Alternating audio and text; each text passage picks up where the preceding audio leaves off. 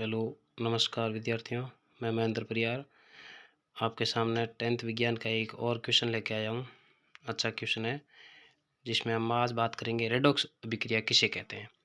और एक रिएक्शन है हमारे पास में जिंक ऑक्साइड प्लस कार्बन की रिएक्शन हो रही है जिसमें जिंक और कार्बन CO यानी कार्बन मोनोऑक्साइड में बदल रहा है। तो इसमें से किस पदार्थ का तो उपचयन हो रहा है और किस पदार्थ का अपचयन हो रहा है, ये बात हमें करनी है। तो सबसे पहले यदि अपन बात करें तो पहले प्रश्न में पूछा हुआ है कि रेडॉक्स अभिक्रिया किसे कहते हैं। ये क्वेश्चन सामान्य है, हर बार परीक्षा में इस प्रकार का प्रश्न पूछा जाता है। तो अपन बात करें तो रेडॉक्स किसे कहते हैं, तो ऐसी अभिक्रिया, बिल्कुल शॉर्ट परिभाषा यदि अपन बात करें, ऐसी अभिक्रिया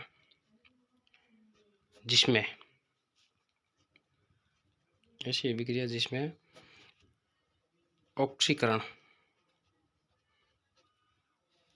व अपचयन दोनों साथ में हो,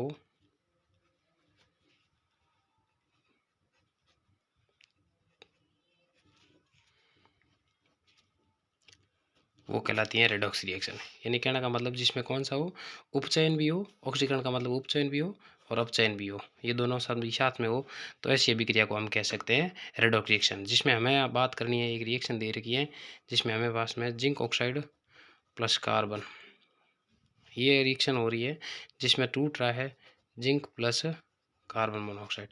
इसमें यदि अपन बात करें तो सबसे पहले अपन पता लगाएं भाई कौन सी अभिक्रिया में अभी ऑक्सीकरण हो रहा है, कौन से में अपचयन। तो सबसे पहले यदि पता लगाने के लिए हमें देखना है कि अभिक्रिया की शुरुआत में क्या है और अभिक्रिया से उत्पाद क्या बन रहे हैं। अब अपन बात करें तो यह हमारे पास में ZnO है यानी जिंक ऑक्साइड, और ये लास्ट में यहाँ जाकर के उत्पाद के रूप में जब बदल रहे हैं तो इसमें से जिंक रह रहा है, यानी इसमें से ऑक्सीजन निकल रही है।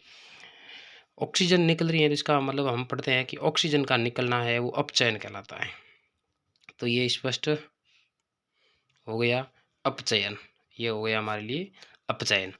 और ऑक्सीजन का निकलना अपचयन हो गया, और यहाँ कार्बन अकेला था और इस कार्बन के साथ में यहाँ आकर के ये ऑक्सीजन जुड़ रहा है, तो इसका मतलब हम कह सकते हैं यहाँ हो रहा है ऑक्सीकरण, यहाँ हो रहा है ऑक्सीकरण।